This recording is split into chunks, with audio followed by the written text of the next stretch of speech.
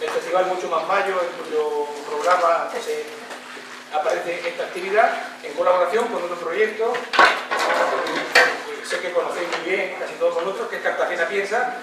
Este acto de Cartagena Piensa es Mucho Más Mayo.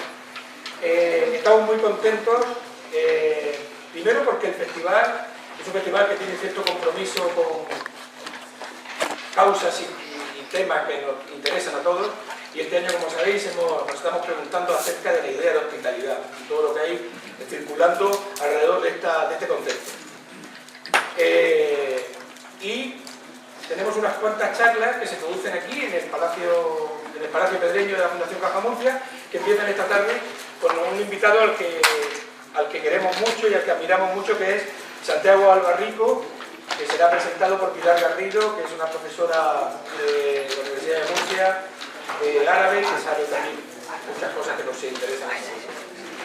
Santiago Albarrico, no voy a decir quién es, porque Pilar está aquí para esto, pero sí he de deciros que es un pensador agudo, libre, autónomo, inclasificable, al que leemos con verdadera devoción muchos de nosotros, porque siempre nos da pistas e ideas para seguir pensando.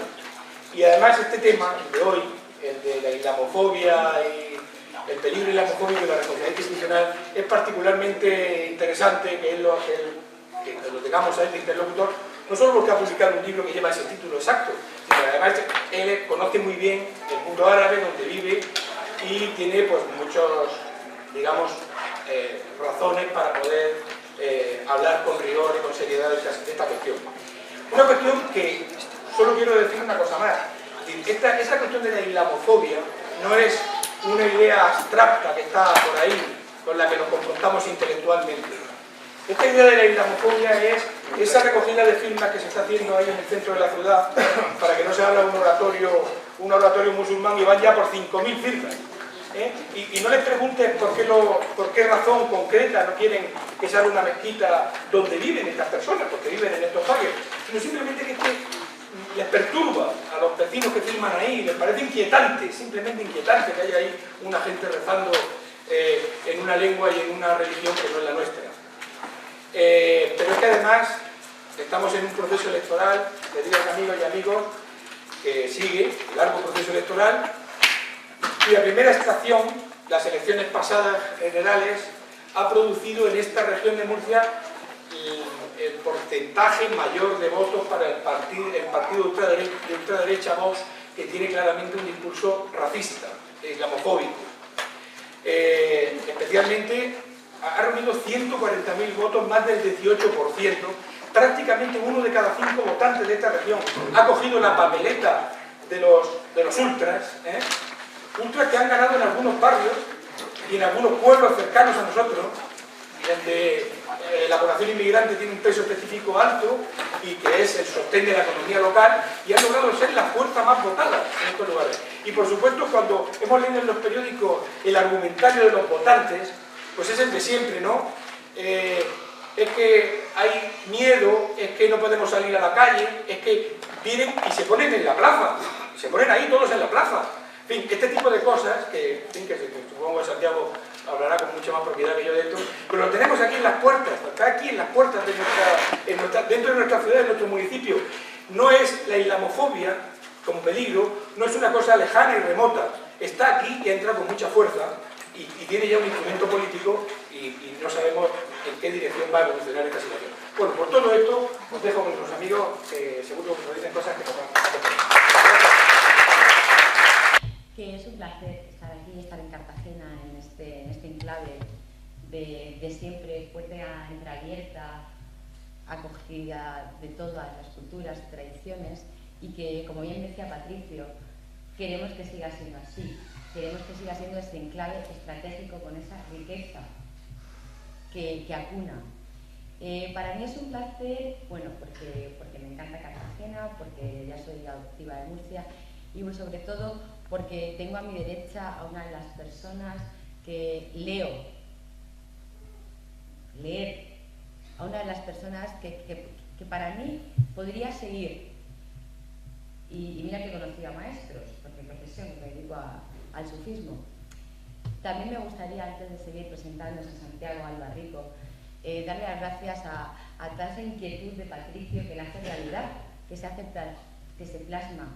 Yo llegué a Patricio por compañeras que me interesaban, no solo porque coincidíamos, sino porque teníamos las mismas iniciativas internas de seguir activos y viviendo felices los unos con los otros, independientemente de toda la labor académica, técnica, etc. Y creo que es de agradecer que sigamos rodeados de personas así y que hoy nos tengan aquí convocados. Entonces, gracias Patricia, a tu equipo, a Paloma, a todos los que estáis aquí, que muchos ya repiten y ya nos hemos encontrado. Bueno, pues efectivamente, Santiago, una cosa que para mí realmente es significativa es que Santiago, que lo tengo a mi derecha, lo tengo tan cerca, forma parte ya para siempre de nuestras vidas, sobre todo de una gran franja de los que estamos aquí, porque fue el guionista, entre otras cosas, de La Bola de Cristal. Creo que desde ese momento ya apuntaba toda su trayectoria profesional y humana que ha seguido adelante hasta hoy.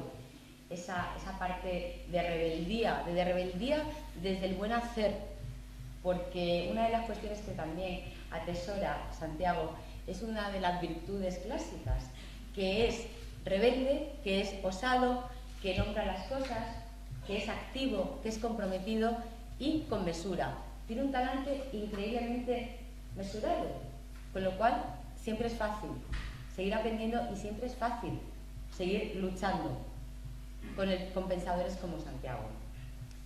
Efectivamente, estudió filosofía, otra de mi gran debilidad ante Santiago, porque decir que alguien es filósofo creo que es realmente sublime, y más en los tiempos que corren.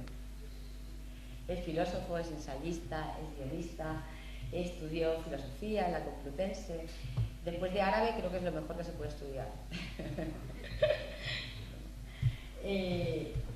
Ha publicado muchísimos libros y de sus libros no quiero haceros una retahíla para atesorar hitos académicos que los tiene o de publicaciones que también las tiene, pero os voy a leer algunos títulos de nombres. ¿Por qué? Porque otra de las cuestiones que a mí me apasiona de Santiago es que pone unos títulos que te remueven, que tú lees los títulos y yo digo, bueno, pues en algún momento la editorial se lo impondrá y tendrá que hacer sus cábalas. Este tema lo podemos hablar, pero la mayoría de los libros tienen títulos que te sugieren, que te conmueven, que te inquietan, que dices, a ver con qué nos viene ahora Santiago y cómo nos lo hila. Y como luego nosotros somos capaces, efectivamente, de digerirlo internamente y saborearlo. Por ejemplo, el de islamofobia, nosotros, el miedo. Podemos seguir siendo de izquierdas. Por ejemplo, leer con niños, una delicia, exquisito.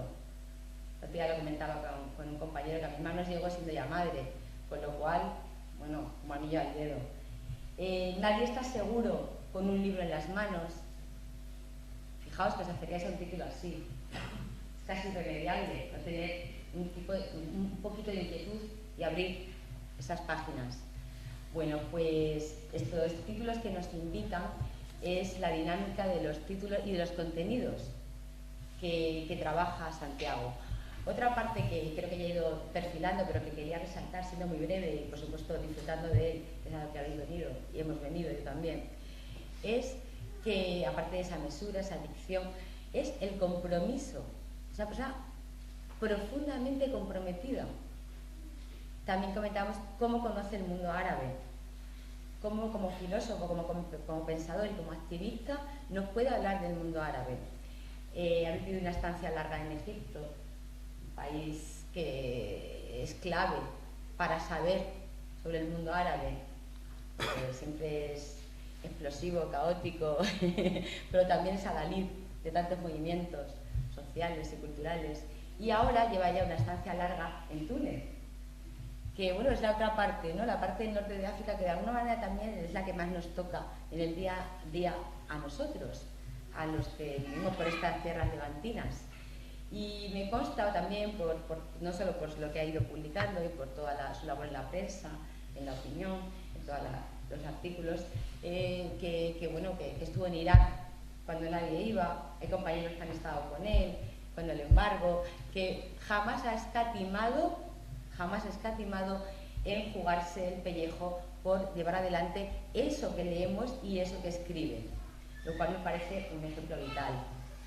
Siempre me gusta destacar la parte humana, Santiago, de las personas, porque creo que de alguna manera está profundamente vinculada, y más en una persona como tú, y con ese fruto que hemos ido viendo, con la parte académica y con la parte laboral. Hoy nos viene a hablar de un tema que para mí, claro, para mí es la brega diaria, porque yo vivo aquí, yo soy también profesora de árabe y me toca el día a día, como bien decía Patricio, trabajar la islamofobia. Estamos inmersos en tópicos, en estigmas, en conflictos que nos hacemos derivar tan solo por el desconocimiento del otro y por ende el desconocimiento de uno mismo. Estamos en la tierra, y no creo que sabe más decirlo, de Ibn Arabi, gran místico, conocido por todo el orbe islámico. Fijaos que ya en el siglo XII hablaba de la conciliación de todas las confesiones, del diálogo, ese corazón, ¿no?, que acogía a ateos, a judíos, a cristianos, y que integraba personas, corazones, tradiciones.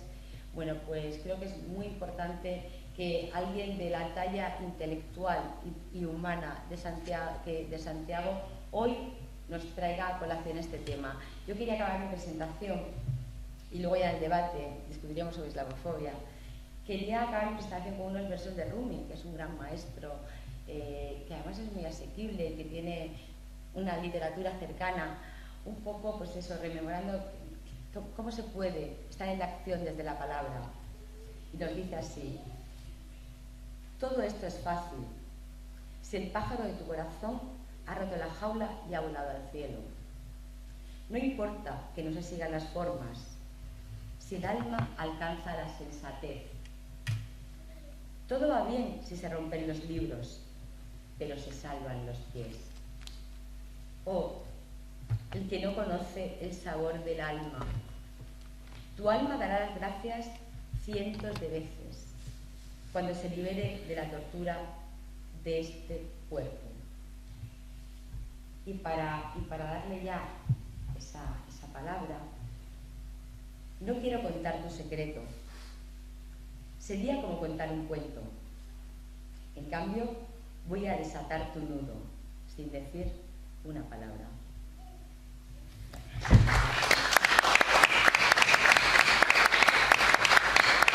Por supuesto, quiero dar las gracias a Pilar por su presentación, que me ha avergonzado un poco porque me resulta exagerada en muchos aspectos, ¿no? En fin, creo que son elogios inmerecidos, sobre todo lo de jugarse el pellejo, porque sí que hay gente que se juega realmente el pellejo en este mundo mucho más que yo. Y luego, claro, quiero dar las gracias a Patricio y a Cartagena Piensa. Me gusta mucho que una ciudad piense, una ciudad brilla, una ciudad vive, que una ciudad piense, que es la cosa más difícil que se puede hacer en este mundo. Pues creo que es un reto y al mismo tiempo es una hazaña.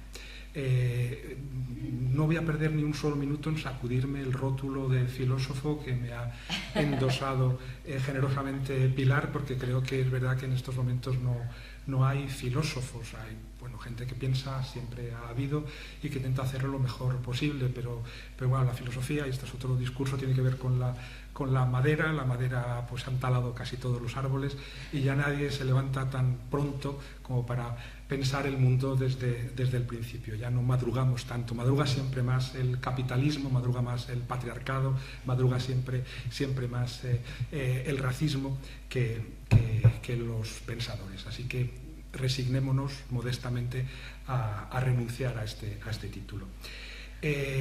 Yo querría pedirle a Pilar que me avisara a los 35 minutos, porque me he olvidado mi despertador de conferenciante, que llevo siempre conmigo en el hotel y que me permite, en efecto, no dejarme llevar por la tentación de hablar demasiado. Así que si me avisas, y trataré de ceñirme a esos 40 minutos para como quedarán muchas cuestiones pendientes luego en el debate y las intervenciones de ustedes, pues podamos completar lo que falte.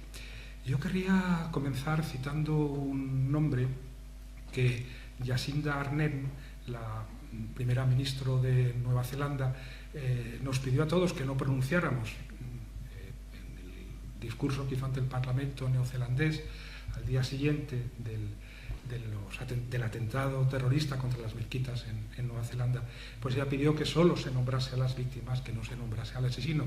Yo lo voy a nombrar, se llama Brenton Tarmant y no sé si saben ustedes, y supongo que sí, que minutos antes del atentado, del asesinato a sangre fría de 50 musulmanes que se preparaban para rezar, mandó un comunicado, difundió un comunicado que es más que un comunicado, es un panfleto, es casi un catecismo, porque está además en formato de autoentrevista. Este hombre se va haciendo preguntas a sí mismo y las va contestando.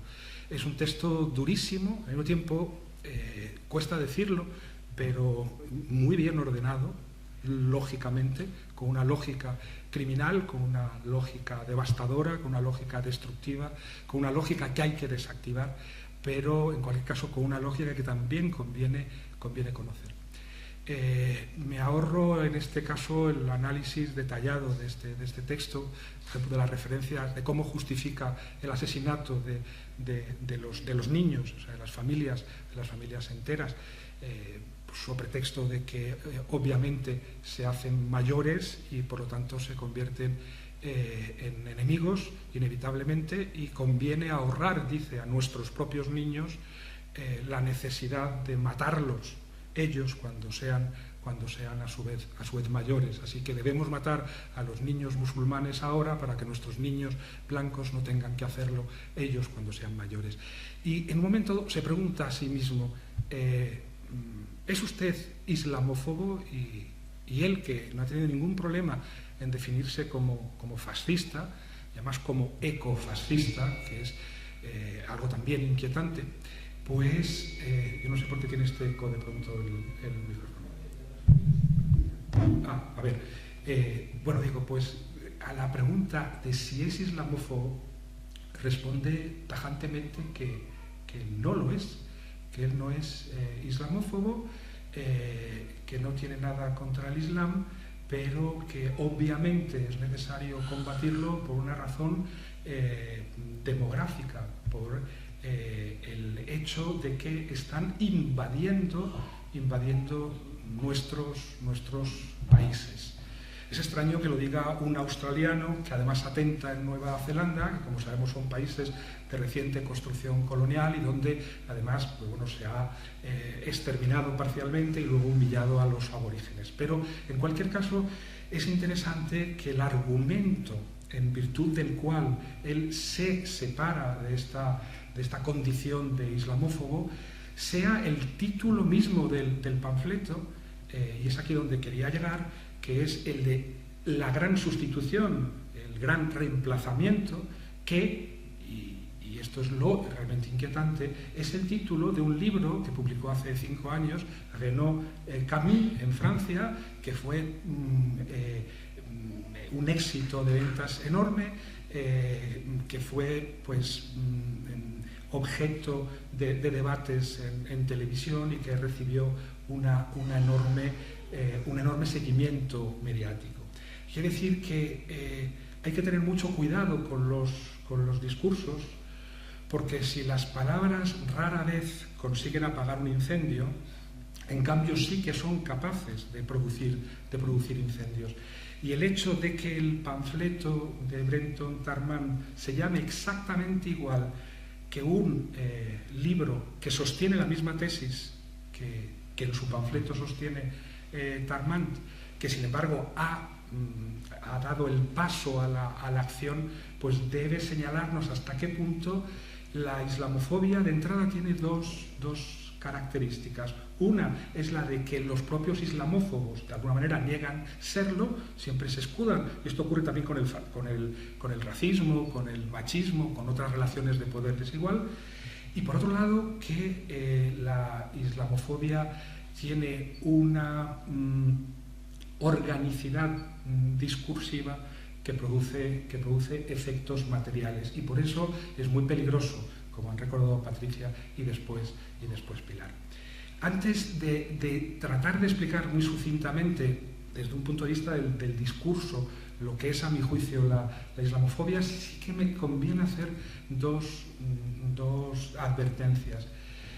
Dos peligros en los que de alguna manera solemos caer las personas o progresistas o de izquierdas que tratamos de combatir la islamofobia. El primero es eso que podríamos llamar el culturalismo, pues el relativismo cultural, que suele enunciarse de esta manera, ¿no? Todas las creencias son iguales y buenas por igual, y quienes hacen malas las creencias son los individuos que las profesan o que las defienden, ¿no? Yo creo que no es así, y conviene recordar que hay creencias, que hay doctrinas, que hay ideologías con las que no se puede negociar. Sí se puede negociar con las que las profesan, pero no con las propias doctrinas e ideologías. Por ejemplo, el nazismo. Es decir, el nazismo es una doctrina que pretende jerarquizar el mundo en términos raciales y derivar además consecuencias prácticas que tienen que ver con la línea entre la vida y la muerte, la decisión sobre la vida y la muerte de los ciudadanos a partir de criterios raciales. Nadie puede decir que el nazismo es una ideología que no deba ser combatida. Lo que ocurre es que una religión y una cultura no es una ideología, tiene una parte ideológica que las ideologías pueden explotar. O sea, si pensamos, por ejemplo, en la cuestión del patriarcado, pues todas las religiones monoteístas tienen una vertiente que siempre ha parasitado en su favor el patriarcado, pero una cultura o una religión es un conjunto de prácticas, de discursos, de instituciones, de memorias que se resignifican en cada época a la medida de condiciones que los individuos no elegimos, como bien me explicaba Marx, pero que siempre dejan un margen de intervención. Y en este sentido, la segunda advertencia, si la primera está dirigida al culturalismo o al relativismo cultural, la segunda estaría esto que yo llamaría, con Vincent Jason, miserabilismo, es decir, la concepción del terrorismo islamista, yihadista, como una pura reacción automática a las condiciones de miseria o a las condiciones de humillación colonial que habría introducido Europa y Occidente en general en estos países. Obviamente no se puede nunca dejar fuera del análisis, y yo cuando hablo de islamofobia, cuando cuento la historia de la islamofobia, inevitablemente cuento cómo esa historia empieza con una intervención colonial a finales del siglo XVIII, pero lo que me parece que en definitiva es una forma paradójica, enrevesada, especular de islamofobia, es la de negar su responsabilidad a los sujetos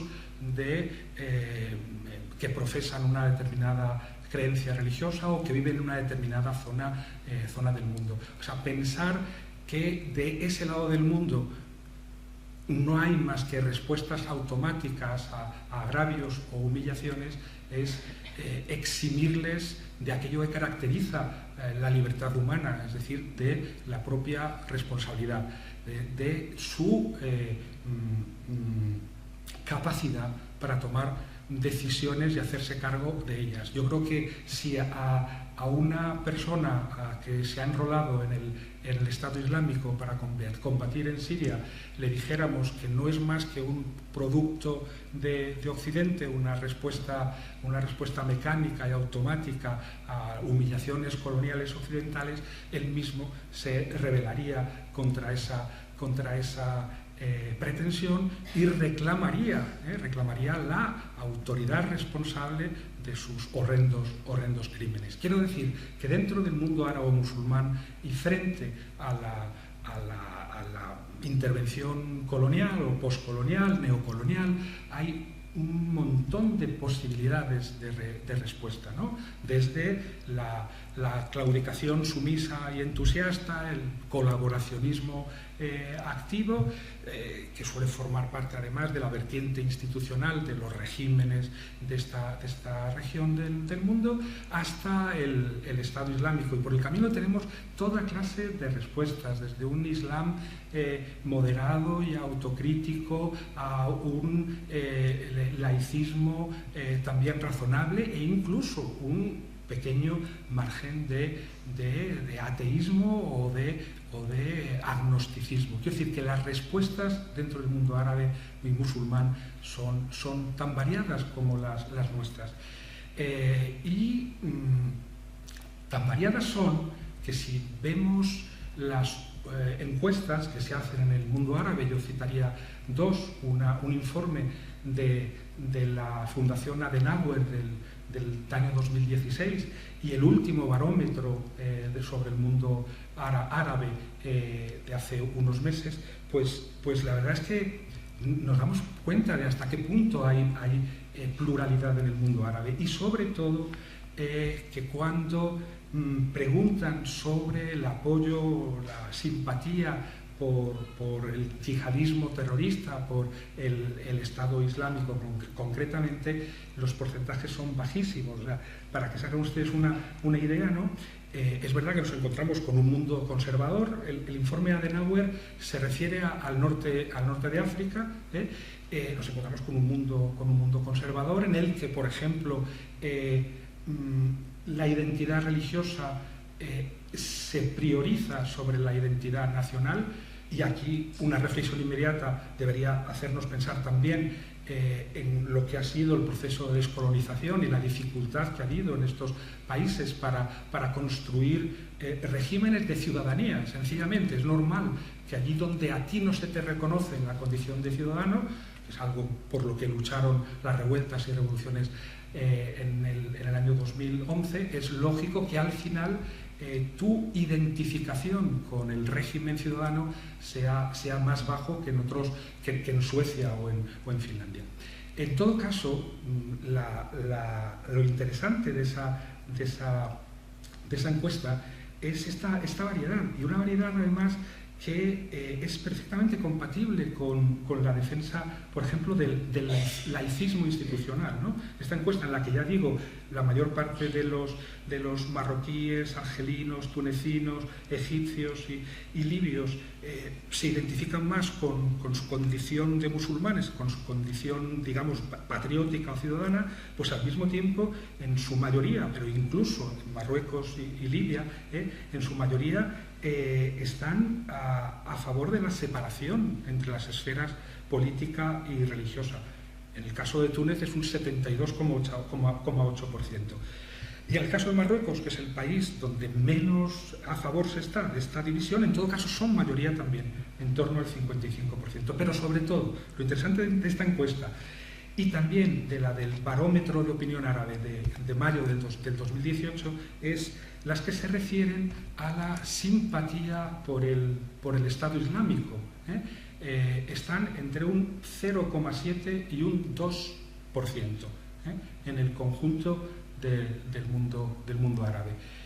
No se puede extrapolar al resto del mundo musulmán porque no tengo los datos, pero creo que es bastante revelador. Si comparamos este porcentaje de apoyo a Daesh con el porcentaje de apoyo a partidos de ultraderecha en Europa, la pregunta ¿quién se está radicalizando? Pues no nos deja en muy buen lugar a los europeos. O sea, recuerdo que ahora mismo hay 18 países de la Unión Europea en cuyos parlamentos nacionales hay representación de la ultraderecha. Recuerdo los datos. En Hungría es un 65%, en Polonia un 46%, en Austria un 27%, en Bélgica un 24%, en Francia un 24%, en Finlandia un 17%, en Eslovaquia un 17%, en Bulgaria un 15%, en Países Bajos un 15%, en Letonia un 14%, en Suecia un 13%, en Alemania un 12,6%, en Grecia un 10,7%, en República Checa un 10,6% y en España, como sabemos, desde hace unos días un 10,5%. ¿Quién se está radicalizando? Y esta radicalización tiene mucho que ver con la islamofobia, porque todos estos países, todas estas fuerzas de ultraderecha, que de alguna manera están ya dominando virtualmente Europa, han construido gran parte de sus ejes discursivos a partir de la xenofobia, de la islamofobia. Como sabemos, han crecido mucho en los últimos años al hilo de la mal llamada crisis de los refugiados, en la que se ha asociado en efecto la presencia de desdichados, digamos, de personas que necesitan acogida, necesitan desde ayuda material a afecto, ha sido asociada a una amenaza. Y esa amenaza se ha convertido en una baza electoral, y esa baza electoral se ha convertido en un apoyo rampante, creciente a la ultraderecha. De manera que radicalidad, donde hay radicalización, no solo, es decir, no conviene de ninguna manera desdeñar la amenaza terrorista, recordando previamente que esa amenaza terrorista a quien ha hecho muchas más víctimas entre musulmanes que entre europeos, laicos o cristianos. Recordando eso, conviene no olvidar en efecto que hay una amenaza terrorista que precisamente hay que saber cómo gestionar, y que se gestiona tan mal que de alguna manera alimenta esta retroalimentación o esta reacción especular entre un discurso islamofóbico que sobre todo un discurso islamofóbico y un discurso yihadista radical, que son el calco el uno del otro, y además se retroalimentan una y otra vez. Pero digo, entonces, si la radicalización de Europa es inseparable del fenómeno de la islamofobia, sí que conviene preguntarse qué es la islamofobia desde un punto de vista discursivo, que es un poco a mí, pues como, digamos, como iba a decir filósofo, autodesmintiéndome, pero vamos, como pensador o como ensayista y que pide además a caballo entre el mundo árabe y Europa, pues me